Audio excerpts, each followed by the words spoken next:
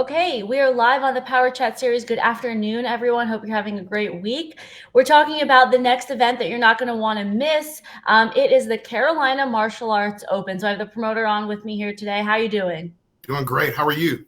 Good, good. Okay, so May 24th and 25th in South Carolina, Columbia, South Carolina. We have the flyer up here so people can look at it, reference it. But how are you feeling ahead of the event just a couple weeks away? This is our 21st annual, I think, but I feel like it's the very first one. I'm very excited. I'm nervous. I'm excited. We got a great crowd already pre-registered, and I'm honored to have this event again. I feel good. 21 years. I feel like just like kind of your age, you stop counting after a while when you've been in it for so long. How have you seen your tournament evolve over time, and what are you most excited about this year? It's amazing to me where we started 21 years ago with I think maybe 75 competitors, and now we have 500 plus competitors, and it's beyond the numbers for me. The numbers really don't matter to me. It's the relationships and the evolution of the sport is what excites me the most. As I get older, you talked about age. As I get older, it's even to a place for me that my favorite part of these events is just reminiscing and having a reunion with people that I have known in the sport for 30, 40 years. Um, and now I enjoy seeing the next generation compete. I enjoy seeing my daughters compete. I enjoy seeing the next generation step up and take that mantle and raise it even further and higher. So I'm excited. I'm very excited. It's going to be great. It is a 2-day event in Columbia. So tell me a little bit more about maybe what people can expect on that first day, the second day, as well as the venue and location of the surrounding area. So for the majority of the time that we've had this tournament for 21 years, we've had it at the DoubleTree by Hilton. And I think it's phenomenal, as a lot of the big tournaments all over the country. It's in the same hotel. People that are flying in or driving in can stay all under one roof. And it's just one phenomenal weekend of sport martial arts. On Friday, we have all of the weapons divisions. We have all of the musical divisions, breaking, self-defense, as well as the open rank and open weight sparring divisions. On Saturday, I'm really excited. I'm a little bit nervous and I'm really excited. We have all of the forms divisions, contemporary and traditional forms. But we also this year, and I've seen it done at different tournaments, and I've experienced it over the years at some of the big national, international events. For all of the point sparring divisions, we are going to be doing double elimination this year. And that is phenomenal for me. Fighters like to More fight. rounds, the better, right? Absolutely. Fighters like to fight. And we're going to do everything in our power to produce that. I'm getting ready to do a video here in a couple days to kind of educate the masses a little bit on how bracketing works and how to trust the algorithms so that when we show up that day, it's fighting. It's not 1,000 questions about this or 1,000 questions about that. It's just lace up, gear up, and let's fight. So I'm really looking forward to that. And then on Saturday night, we have our night show, which is always jam packed. We have the ballroom is completely packed. And I just enjoy sitting back and watching that. Corky Sykes DJs it for us. He MCs everything for us. And I just enjoy watching the competitors get up on stage. It makes me very happy. Part of it is you talked about. Let's touch on public awareness, public education for the certification. So we have the TCT organization. We originally started it 18 years ago. It's really gotten traction here over the past 2 or 3 years.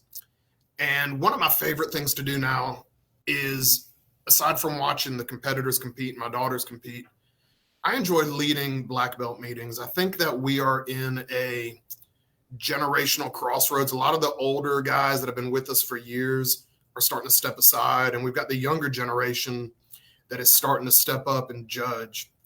So anybody can pick up a rule book and you can read the rules, or you can get online and download. I think we're very clear and communicated that very well.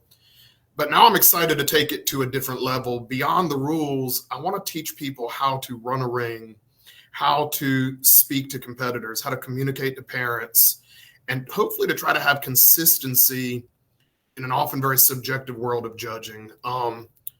Judging is a difficult thing. You're never going to please everybody. There's always going to be somebody that maybe doesn't place where they felt.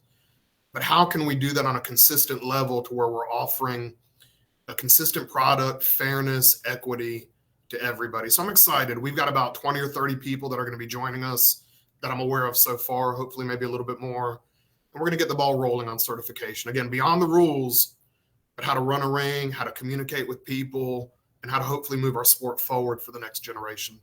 And it just makes the experience a lot better, doesn't it? Just Absolutely. people who know how to run a ring, you can tell the difference between a proficient judge, a good judge, and a great judge. And I've Absolutely. definitely seen and experienced that firsthand as well.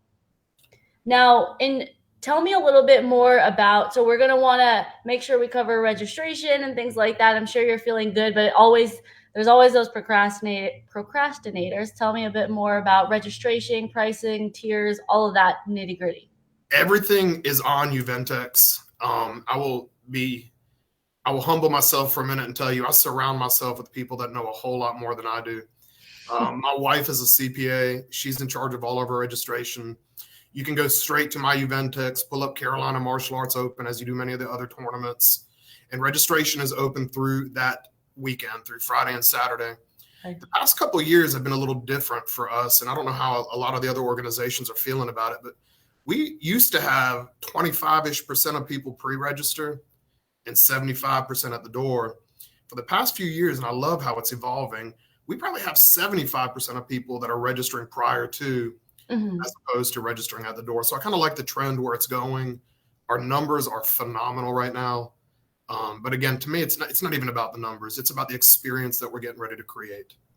Yeah. So tell me a little bit more about how, I mean, there's the Southern hospitality, of course, but what can people expect in terms of the vibe, the experience? How would you sort of describe that? Well, we have done our event for the past several years on Memorial Day weekend. Memorial Day is very special to me. I am a first generation American. My father was born in Spain and lived in Cuba. My mother from Argentina.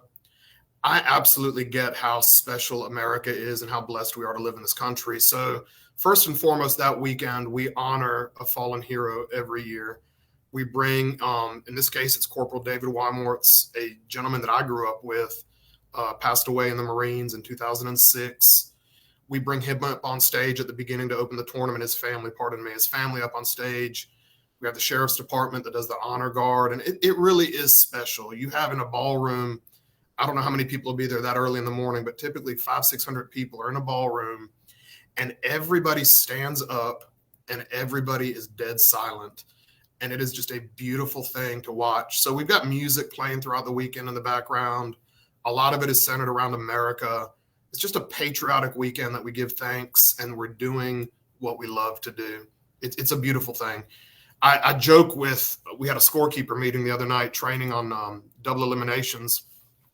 I think that if you come to our event, I think every single human being that walks in enjoys the event in some way or another, except for me.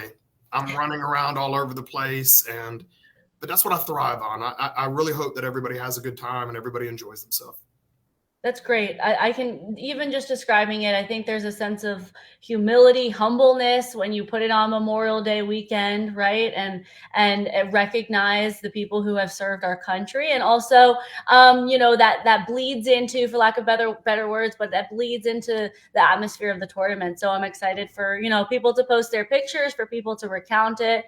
In terms of awards, let's talk about that. I mean, people enjoy the time there, but they also like the takeaways, medals, trophies, grands. What are we looking at? We do medals, we do plaques, and we do a whole bunch of prize money on Saturday night. And Corky Sykes, I don't know how well you know Corky, is my brother. We've been together for probably 35, 40 years. He always jokes on stage that we're stealing Brian Penna's money. Everybody's getting Brian's money. So medals and plaques and a whole bunch of money that comes along with it. It's going to be a beautiful weekend. People are going to be fighting hard, competing hard for that take-home money, especially looking into July 4th in a couple of months. Those trips that people need some pocket change for. Absolutely. Great. So the DoubleTree. What else do we need to cover? Let's see. Judges certification. We've covered the sort of schedule, the location, the area. in terms of Columbia, South Carolina, for people who are driving, new competitors who maybe aren't familiar with this, they want to come check it out. What does Columbia have to offer in the immediate area?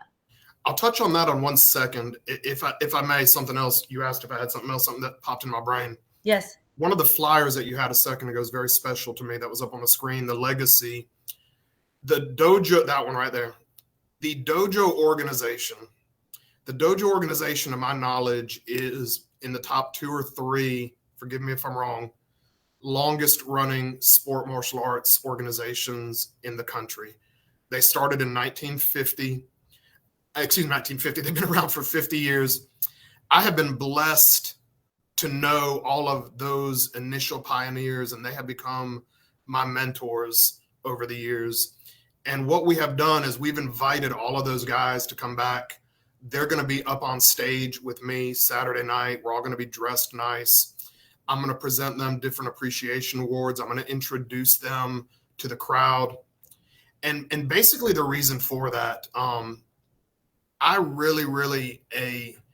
believe in the evolution of the sport, and I look forward to what the sport is going to have in 20 or 30 years. But it's also equally important to me that we honor and respect the people that paved the way for where we're at. So often we see the young guys that are out there tricking and flipping and blitzing and everything that they're doing, and they're phenomenal. But the reality, I think, sometimes that we need to teach these guys is that Father Time is undefeated. Father Time is going to get all of us as we grow. So it's important that we recognize those ones that have grown before us. The dojo organization, I have a lot of loyalty towards, and I really want to make sure that they get their due that weekend. And I'm very honored and excited to have them with us. It's those special touches that really make a tournament separate from the cookie cutter tournaments, the Absolutely. history, and the appreciation. So I'm sure people are going to appreciate being part of that as well. Some of the biggest names in the Southeast that some of the younger generation may not even know their names in the Georgia, South Carolina, North Carolina, Virginia area: Charles Burris, Donald McClooney, Ernest White, Ricky Taylor, all those guys that laid the foundation for us. We've got the widow of Larry Bullard was the very first chairman of the organization. She's going to be up on stage with us. It makes me very happy, and I think that the people around, I think that they will come to honor and respect the same as I do. And it even starts a conversation, starts with a question, starts with a name, and then it kind of goes from there, right? Absolutely. Absolutely. Cool. Let's see. Is there anything else that you want to make sure that we touch on in terms of pre-show things that people need to know as they're watching or as they go back and watch this? No, just we welcome everybody. Come enjoy, have a good time. No, just like every other tournament promoter, we are pouring our soul a month or two in advance into making this happen. We have probably 75, maybe 80 volunteer staff members with us throughout the weekend. All of our staff is pre-selected. Not only are they pre-selected, they're trained. How often do we go to karate tournament? They're pulling scorekeepers out of the bleachers and praying to God that they know what they're doing. Some of these scorekeepers, they know more than I do. And it's phenomenal to be surrounded by so much love and respect for the sport. Just come enjoy. I guarantee you'll have a good time. I promise. Okay, great. I'm excited. And then I get to interview the post-show winner afterwards. Whoever you select, your team selects for the Power Ring. So, because it's a Point Fighter Live approved event. So that's awesome. Yes, ma'am. Thanks so much for coming on to the Power Chat series for people watching during their lunch break, the middle of their work week. Hope you have a great rest of your day. And if you haven't registered already, make your way down to the Carolina Martial Arts Open. Thank you. Thank you so much. I appreciate you.